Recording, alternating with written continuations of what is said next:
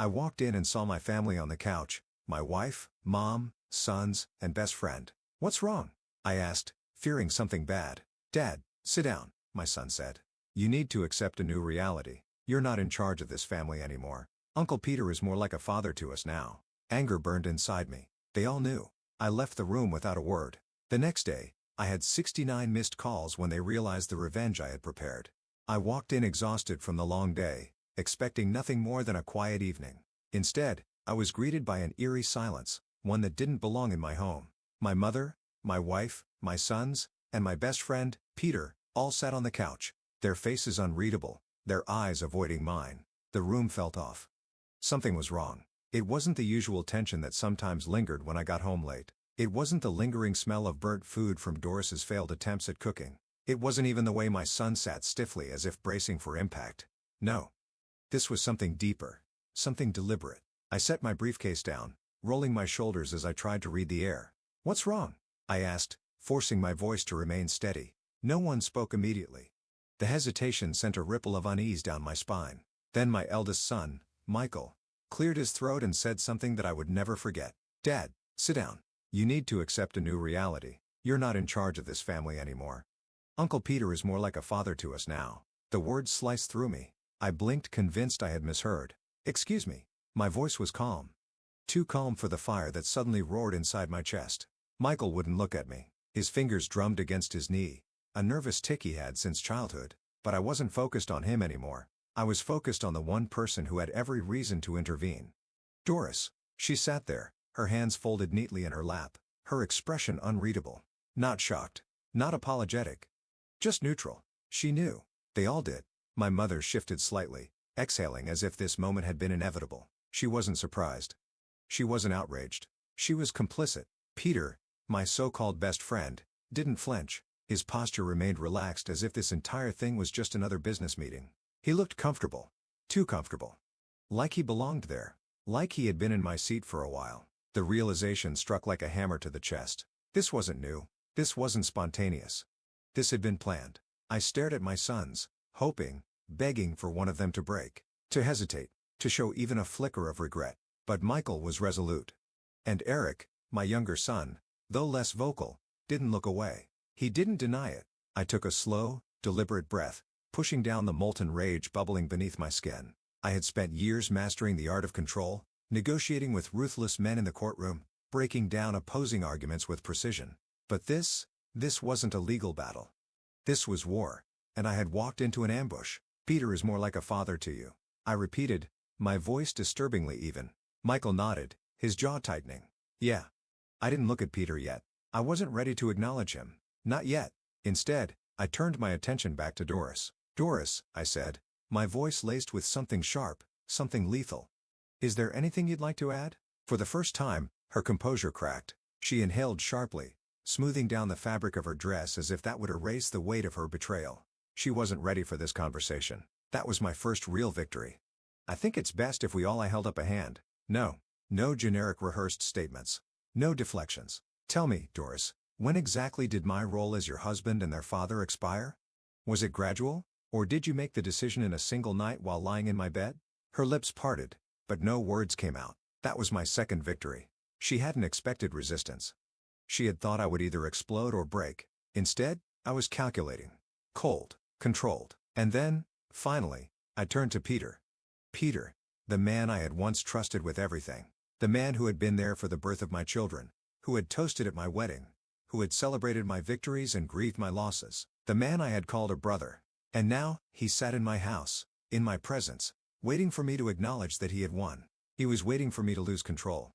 I smiled. A small, slow, unsettling smile. The kind of smile that made opposing lawyers nervous in the courtroom. Peter's confidence faltered for the first time, and that was my third victory. I exhaled, stepping back, straightening my cuffs like this entire situation was nothing more than an interesting footnote in my evening.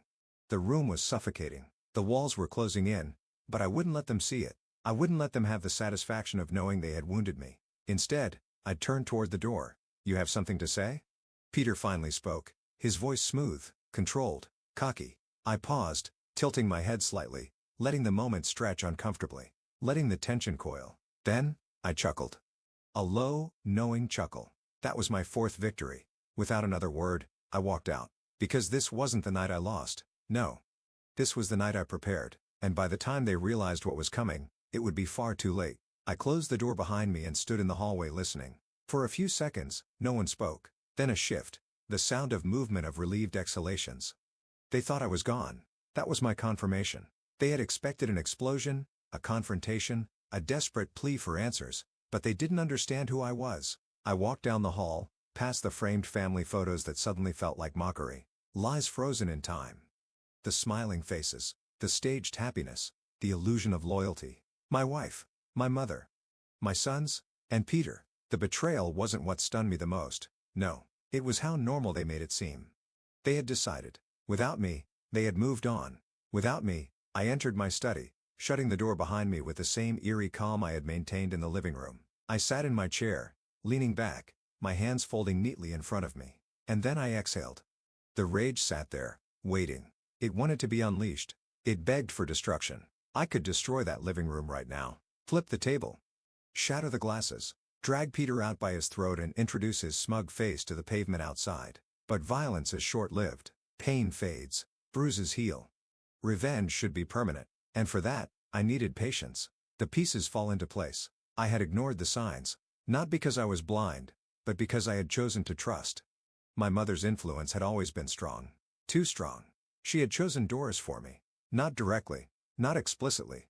But she had shaped the narrative, made sure I saw Doris as inevitable. A good wife. A proper woman. Someone who would build a life with me. And she had been right. Doris was all those things. Until she wasn't. Until she decided that being my wife wasn't enough anymore. I leaned forward, my fingers tapping lightly against the desk. Peter. Of all the men in the world, why him? I had considered the possibility of infidelity before. It's an occupational hazard when you're a lawyer. You see too many marriages fall apart, too many betrayals, too many quiet affairs unfolding behind closed doors. I had once convinced myself that if it ever happened to me, I would know. Then I would feel it. But I hadn't. Because it hadn't been a singular betrayal. It had been a transition. A slow, careful replacement. A planned coup. The mistakes they made. They had miscalculated. They thought my silence meant acceptance. They believed I was too old to fight back, too invested to walk away. But the truth? I was already gone.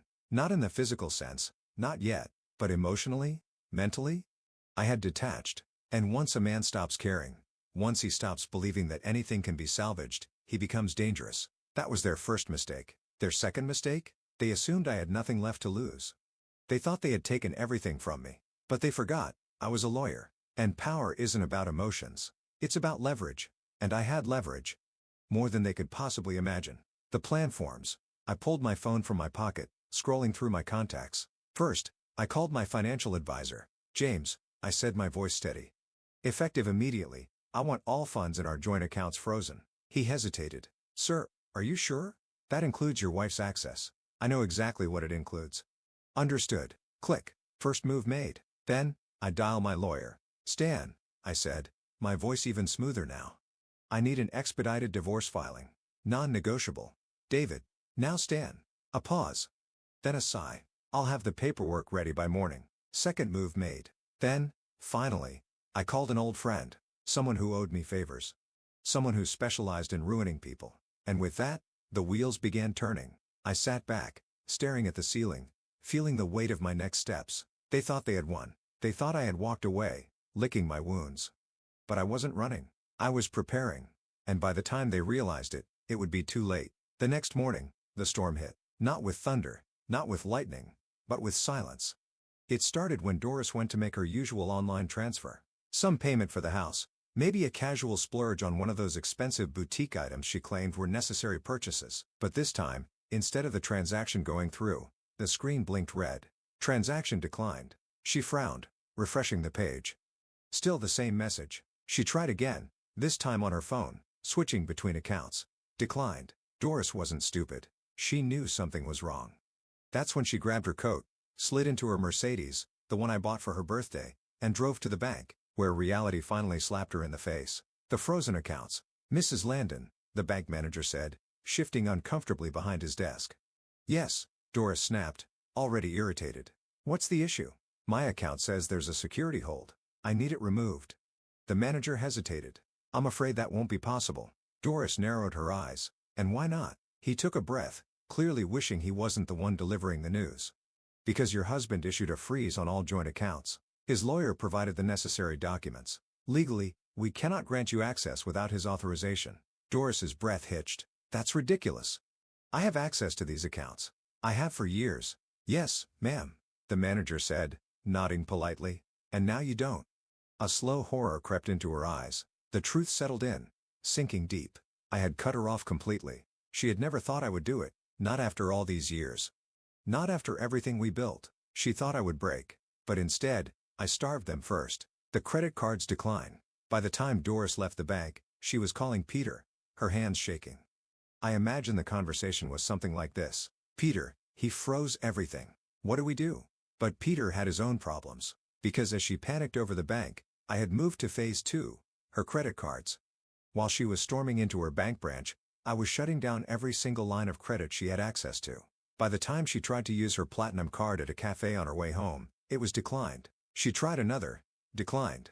Tried the emergency one she kept in her purse, declined. And that was when the fear truly set in.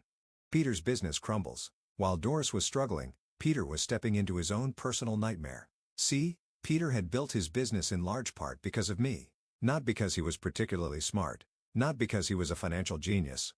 No, because I had pulled strings for him. Because I had gotten him clients. Because I had given him access to the right people, the right investors, the right markets. And now? I was pulling the rug out from under him. One by one, his major investors started backing out. First, the construction firm that had funneled work through him for years suddenly canceled all future contracts. Then the biggest supplier for his company sent a polite but firm email.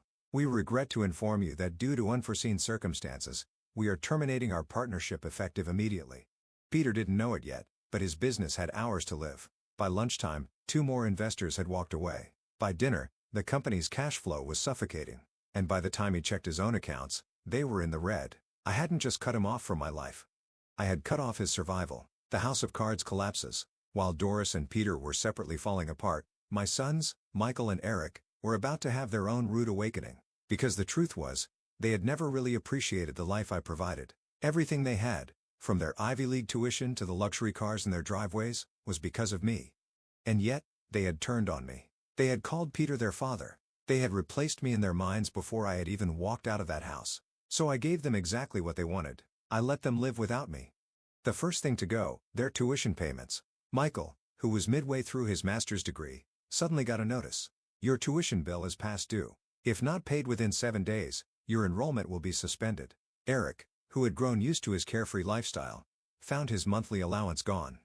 No warning. No explanation. Just gone. They called their bank, and just like their mother, they were given the same cold answer. Your father has revoked all access to these funds. You no longer have authorization. Panic ensues. By evening, the phone calls began. Doris called. My sons called. Peter called. Even my mother, the woman who raised me, the woman who orchestrated half of this betrayal, called. I didn't answer a single one. Not yet. Not until they had fully realized it. Not until they had felt the loss. Not until they understood with absolute certainty that the man they had dismissed, the man they had replaced, was the only reason they had anything in the first place. By nightfall, I imagine they all sat in that same living room, the same room where they had made their decision. Only this time, the air was different. This time, they weren't the ones in control. They were drowning. And I was watching them sink. Peter sat in his office, sipping his usual overpriced coffee, blissfully unaware that his world was collapsing. For years, Peter had built his business on connections. Not hard work, not intelligence, connections. And those connections, they were mine. From the moment he started his so-called company, he had leaned on my influence, my clients, my investors, my reputation, and I had helped him. I had built him, because at the time, he was my best friend. My brother in all but blood. But now, I was going to unmake him. The first blow, the vanishing investors. The first sign of trouble came in the form of an email. Subject, contract termination.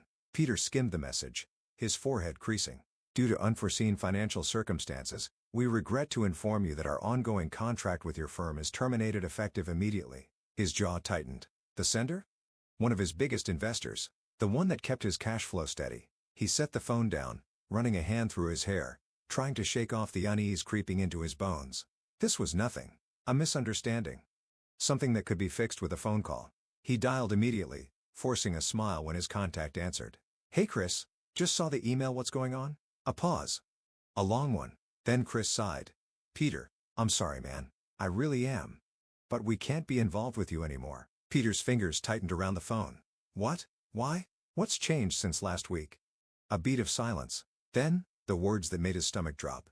"David." Everything went cold. "What about him?" Peter forced out. Chris hesitated again, then lowered his voice. "Look, Peter, I don't know what happened between you two, but well, let's just say he's making it clear that doing business with you is a bad move." Peter shot up from his chair, knocking his coffee onto his desk. "This is ridiculous," he snapped. "David wouldn't do that. He's not." Chris cut him off. "He's a powerful man, Peter, a respected one. And between you and me, if I had to choose between keeping business with him or keeping business with you," another pause, "I'd pick him every time." Click. The line went dead. The dominoes fall. Peter stood frozen. The phone still pressed against his ear long after the call ended. No, this wasn't possible. David was many things: controlled, strategic, even ruthless in court, but he wasn't the kind of man to destroy someone's life, was he? His phone rang again. Another investor. The message? The same. Then another. And another. By noon, 4 major clients had pulled out. By 3 p.m., his suppliers refused to answer his calls. By 5 p.m., his entire business was gasping for air. And then came the final fatal blow. The licenses revoked. Peter was still reeling when his secretary walked in, her face pale. "Sir," she said hesitantly. We just got a notice from the licensing board." He looked up, his stomach twisting. "What?" She swallowed hard, setting the document on his desk. Slowly, he picked it up and read the first line. "Effective immediately, the following business licenses have been revoked due to legal concerns regarding conflicts of interest and ethical violations." The rest of the words blurred. His business was dead. Officially. Legally. Irrevocably. Peter's realization. He sank back in his chair, his breathing shallow. This wasn't just bad luck. This was a precision strike. A targeted hit, and there was only one person capable of executing something like this: David, his old friend, his brother, the man he had stabbed in the back. And now, Peter was learning the hard way that David didn't just get even. He made sure you never got back up. The desperate call. By the time Peter gathered his thoughts, he had 69 missed calls. Half were from Doris. The other half, investors, employees, clients, all panicking, all trying to figure out what the hell was happening. And through it all, David hadn't answered once. Peter gritted his teeth and dialed again straight to voicemail. The same voicemail message that had played every single time he had tried to call that day. "You've reached David Landon. I'm unavailable. Leave a message." Beep. Peter exhaled sharply, gripping the phone. "David," he started, his voice strained. I don't know what you're doing, but you need to stop." Silence. He swallowed hard. "Look, I know we need to talk. Just call me back, okay? This has gone far enough." Click. Call ended. Message ignored. Peter stared at his phone, his heart pounding. For the first time in his life, he was afraid. Because David wasn't just mad. He wasn't just retaliating. He was erasing Peter from existence. And there was absolutely nothing he could do to stop it. The house was quiet that evening. Too quiet.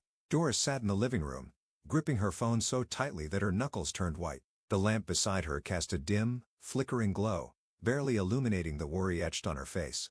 She had called David again and again. No answer. Not a single response. Her hands trembled as she tried to call Peter next. But even before the first ring, she already knew what was coming. The same voicemail. "The number you are trying to reach is unavailable." Doris exhaled shakily, looking across the room. Michael sat stiffly on the couch, staring at his laptop. But he wasn't typing. His screen was frozen on something. A notification from his university. Eric, on the other hand, was pacing. He was never the one to sit still when things weren't going his way. And right now, nothing was going their way. Doris knew it. Her sons knew it. But no one wanted to say it out loud because that would mean admitting it. Admitting that David had done the impossible. That he had ripped their entire foundation apart. The tuition funds disappear. Michael hadn't spoken in over an hour. Not since he opened his student portal to check on his next tuition payment. Not since he saw the bright red notice at the top of the screen. Urgent tuition payment past due. Immediate payment required to remain enrolled. His stomach had dropped.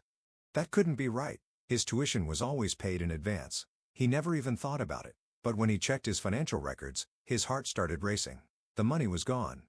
His father had pulled everything. Michael had always assumed, always believed that his education was something guaranteed. That it would always be there just like his father always had been. Now, he wasn't so sure about either. He thought back to what they had told him just last night. Uncle Peter is more like a father to us now. His stomach twisted. He had chosen wrong. Eric's lifestyle crumbles. Eric was the first one to break the silence. "Mom," he snapped, running a hand through his hair, "I just tried to buy gas, and my card was declined." Again, Doris barely reacted. She just kept staring at her phone, her mind elsewhere. He scoffed, pacing. "I called the bank. Guess what? My account has been drained." He spun around looking at his mother and brother. "Is anyone gonna say it? Dad is cutting us off." Michael clenched his jaw but still said nothing. Doris, however, finally let out a slow breath. "Yes," she admitted, "he is." Eric let out a bitter laugh, throwing his hands up. "Well, that's just great. I mean, really, what did you think was gonna happen? You let Uncle Peter walk all over him, and now we're all screwed." Doris snapped her head toward him. "I didn't let Peter do anything," she hissed. "Your father." She stopped herself, exhaling sharply. "Your father is just retaliating. That's all." Eric scoffed again. "Retaliating? Mom, wake up. Dad is burning everything down." And for the first time that day, Doris believed it. The phone call that changed everything. When the house phone rang, the entire room went still. Doris snatched it up so fast that she nearly dropped it. "David," she breathed. But the voice on the other end wasn't David's. It was her mother, and her tone was sharp. Cold. "Doris," Margaret said, "are you sitting down?" Doris frowned, gripping the phone tighter. "What's wrong?" Margaret exhaled, as if preparing for something heavy. Then she said the words that made Doris's vision blur. "Your father's retirement fund is gone." Doris's mouth went dry. "What?" she whispered. Margaret continued, her voice steady. "I checked this morning. The accounts, the ones David managed for us, they're empty. Every last cent. We're broke, Doris." Doris couldn't breathe. "But that's not possible. David wouldn't." "Oh, wouldn't he?" Margaret's voice sharpened. "Because I think he would. And I think he just did." Doris's mind reeled. Her father, her mother, they had relied on David.